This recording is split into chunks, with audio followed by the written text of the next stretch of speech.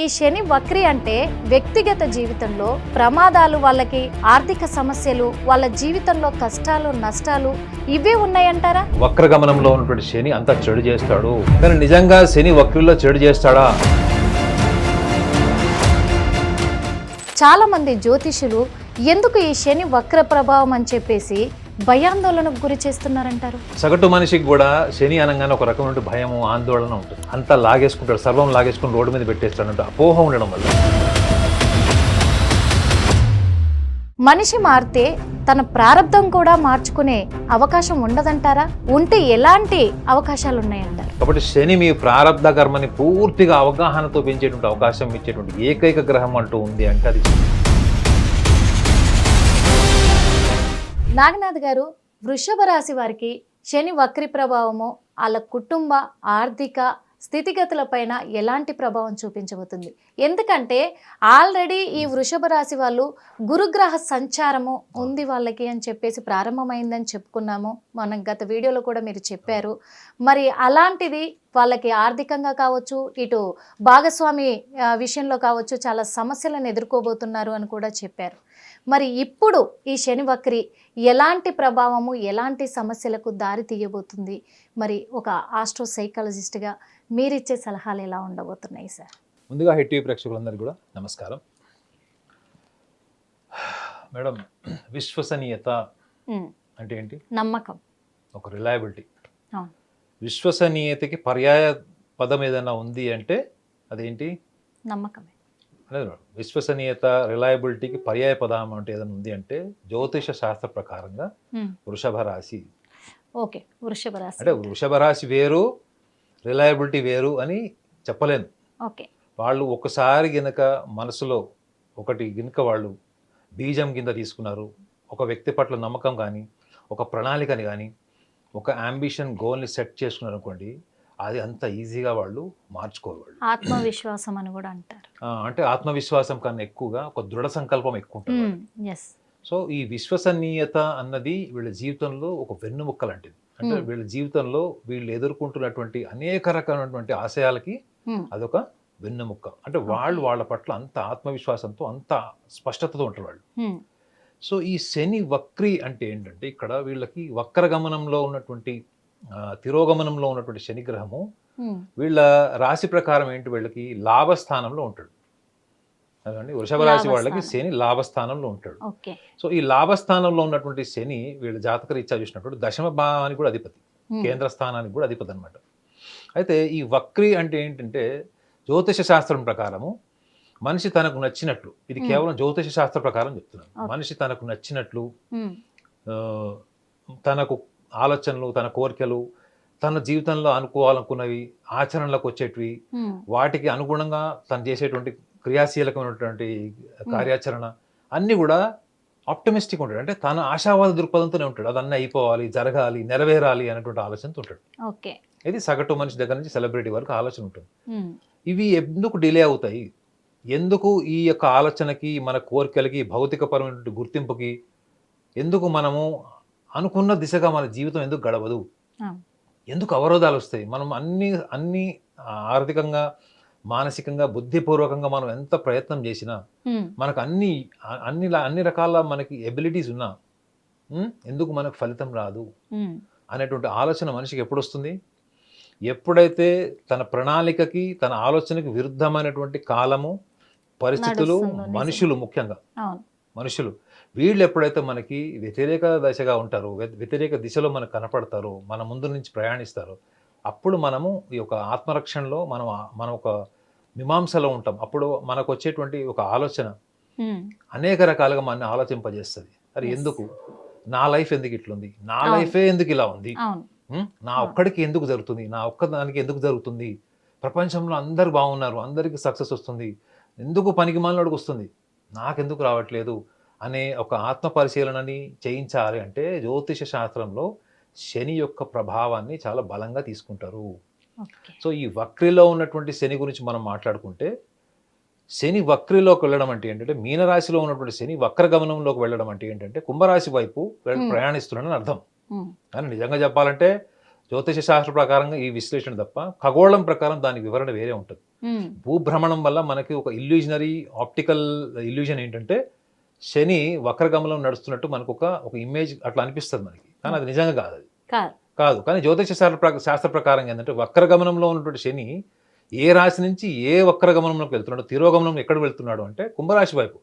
మరి కుంభరాశిలో ఆల్రెడీ ఎవరున్నారు? రాహు ఉన్నాడు. రాహువు శని ఇద్దరు మిత్రులా శత్రులా? జ్యోతిష శాస్త్ర ప్రకారం పరమ మిత్రులు. రాహువు శని శుక్రుడు పరమ మిత్రులు వీళ్ళు. అయితే మరి ఈ రాహు యొక్క ఎనర్జీని కూడా తీసుకుంటాడు కదా, వక్రగమనంలో ఉన్న రాహు యొక్క శక్తి సామర్థ్యాన్ని కూడా తీసుకుంటాడు. శని తాను ఏదైతే క్రమశిక్షణకి, ప్రిన్సిపల్స్కి, డిసిప్లైన్కి, ఒక మినిస్ట్రీ అనుకోండి, ఈ లక్షణాలన్నిటికి కూడా శని ఆధిపత్యం వహిస్తాడు. అర్థమేనండి? క్రమశిక్షణ లేదు, స్వేచ్ఛ, విశృంఖలత, నాకు నచ్చినట్లు నేను బతుకుతాను, నాకు నచ్చింది నేను చేస్తాను, నాకు అన్నీ తెలుసు అనేటువంటి భావన కొంతమందిలో ఉంటుంది, చాలా మందిలో ఉంటుంది. సో వాటన్నిటికీ కూడా జీవితంలో ఒక గుణపాఠం నేర్పించేటువంటి ఒక టైం వస్తుంది. ప్రతి మనిషి జీవితంలో ఒక టైం వస్తుంది. అది చివరికి 90 ఏళ్ల వయసులో రావచ్చు, 20 ఏళ్ల వయసులో రావచ్చు, బాల్యంలో కూడా రావచ్చు. మరి ఈ యొక్క క్రమశిక్షణ ఎందుకు మనిషి జీవితంలో? మనిషికి క్రమశిక్షణ అవసరం దేనికి అసలు? మీరు ఇప్పుడు ఆర్మీలో చేరారు మేడం, మీరు ఆర్మీలో చేరిన తర్వాత మీ హెయిర్ స్టైల్ మీ చేతిలో ఉండదు.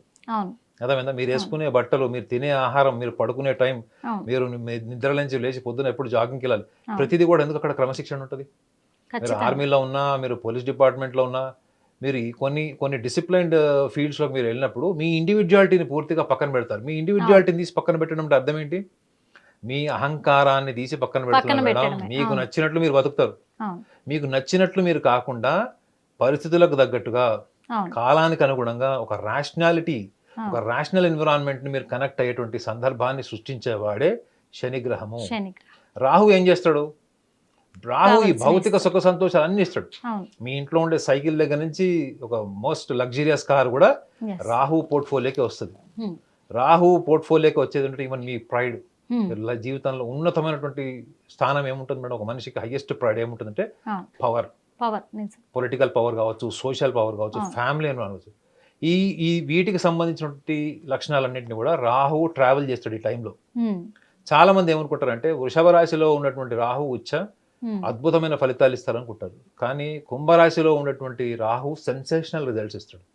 సెన్సేషనల్స్ అంటే అన్ప్రెడిక్టబుల్, మిరాకిల్స్, లైఫ్ లో జీవితంలో ఊహించనివి జరుగుతాయి. సో అనుకోని వ్యక్తులు కూడా జీవితంలో అద్భుతాలు సాధించేటువంటి తరుణం ఇప్పుడు ఇది. సో కాబట్టి వృషభ రాశి వాళ్ళందరికీ కూడా ఈ వక్రి అన్నది అనుకూల స్థితి. 139 రోజులు ఉంటాడు మేడం. అంటే 13వ తారీఖు నుంచి, జూలై 13వ తారీఖు నుంచి నవంబర్ 28వ తారీఖు నవంబర్ వరకు, అంటే సుమారు 139 రోజులు ఈ వక్రిలో ఉంటాడు శని. అయితే వక్రిలో ఉన్నటువంటి శని రాహువుతో తీసుకున్నటువంటి ఎనర్జీ వల్ల కూడా ముఖ్యంగా వృషభ రాశి వాళ్ళు ఒక విషయాన్ని గమనించాలి. ఏంటంటే ఈ శని యొక్క వక్రగమనంలో వృషభ రాశి వాళ్ళు తెలుసుకోవాల్సిన చాలా సింపుల్ ఫ్యాక్ట్స్ చెప్తాను. వృషభ రాశిలో జన్మించిన వాళ్ళు కొంతమందికి వాళ్ళకి టైమ్ ఆఫ్ బర్త్ అక్యురేట్గా ఉండదు. వాళ్ళు 1-2 గంటలు అప్రాక్సిమేట్ చేస్తారు, దానివల్ల లగ్నం మారిపోతుంది. అయితే వృషభ రాశి వాళ్ళు గమనించాల్సింది ఏంటంటే వాళ్ళ జాతకంలో చంద్రుడి యొక్క స్థానం, ఒకవేళ టైమ్ ఆఫ్ బర్త్ అక్యురేట్గా లేకపోతే చంద్రలగ్నాత్ అంటారు. ఒకవేళ టైమ్ ఆఫ్ బర్త్ అక్యురేట్గా ఉంటే వాళ్ళ లగ్నం వాళ్ళకి తెలుస్తుంది.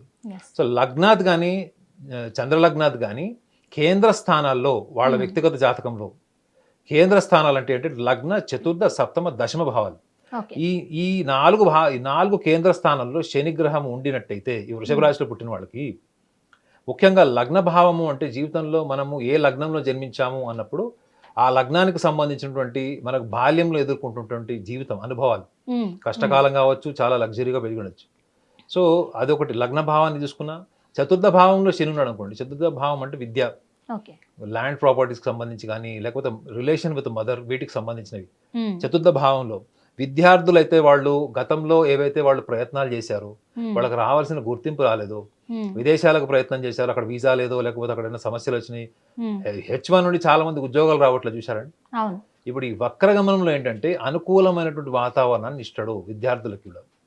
అంటే వాళ్ళు చూసుకోవాల్సింది ఏంటంటే వాళ్ళ వ్యక్తిగత జాతకంలో ఈ సవరణ చేసుకోండి. ఏంటంటే లగ్నాది కానీ చంద్రలగ్నాది కానీ కేంద్ర స్థానాల్లో కనుక శని ఉంటే, లగ్న, చతుర్థ, సప్తమ, దశమ భావం. సప్తమ భావం అంటే పెళ్లి, కళత్రం, జీవిత భాగస్వామికి సంబంధించిన సమస్యలు, గతంలో ఏమన్నా ఇద్దరు బదుల మనస్పర్ధలు వచ్చి కలవలేకపోయారు, కోర్టు వరకు వెళ్ళారు.